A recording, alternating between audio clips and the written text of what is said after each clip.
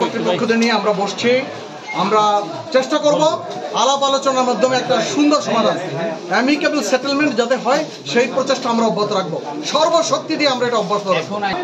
RAB বাহিনীর সদস্য আছেন, এখানে সেনাবাহিনীর সদস্যবৃন্দ আছেন, কমান্ডিং অফিসার নেতৃত্বে সদস্যবৃন্দ আছেন, আমরা সবার সহযোগিতায় আইন শৃঙ্খলা অপরাধী বর্তমানে নিয়ন্ত্রণে রয়েছে। আহত করে মাথা ফাটিয়ে ফেলে এই শুক্রবার ধরে বিভিন্ন ধরনের গণ্ডগোল শুরু হয় কালকে থেকে, এবং কালকে রাত্রে আমরা জানতে পেরেছি যে সমাপিত হয়েছে শিক্ষার্থীরা ঘোষণা দিয়েছে ডিএমআরসি কলেজ খুলিয়ে দিবে, এই কলেজের ইট সহ তারা খুলে নিয়ে যাবে। আসলে সেই ঘটনায় আজকে তারা ঘটিয়েছে। আমরা কখনো আশা করি নাই যে শিক্ষার্থীরা এই ধরনের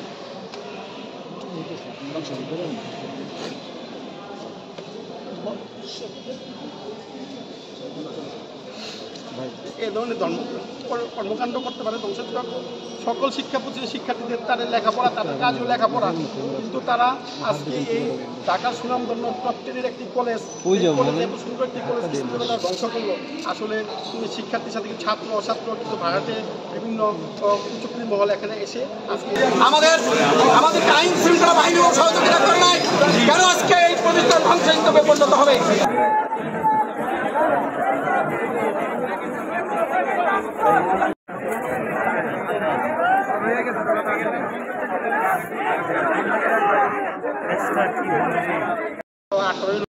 শিক্ষার্থীকে আহত করে মাথা ফাটিয়ে ফেলে এই শুক্রবার ধরে বিভিন্ন ধরনের গণ্ডগোল শুরু হয় কালকে থেকে, এবং কালকে রাত্রে আমরা জানতে পেরেছি যে সমাপিত হয়েছে শিক্ষার্থীরা ঘোষণা দিয়েছে ডিএমআরসি কলেজ খুলিয়ে দিবে, এই কলেজের ইট সহ তারা খুলে নিয়ে যাবে।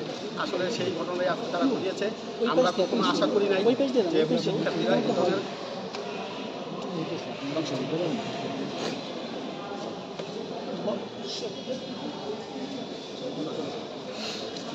এই ধরনের কর্মকাণ্ড করতে পারে। ধ্বংসত্মক সকল শিক্ষা প্রতিষ্ঠানের শিক্ষার্থীদের তাদের লেখাপড়া, তাদের কাজও লেখাপড়া, কিন্তু তারা আজকে এই ঢাকার সুনামধন্য টপ 10-এর একটি কলেজ, সুন্দর একটি কলেজ তারা ধ্বংস করলো।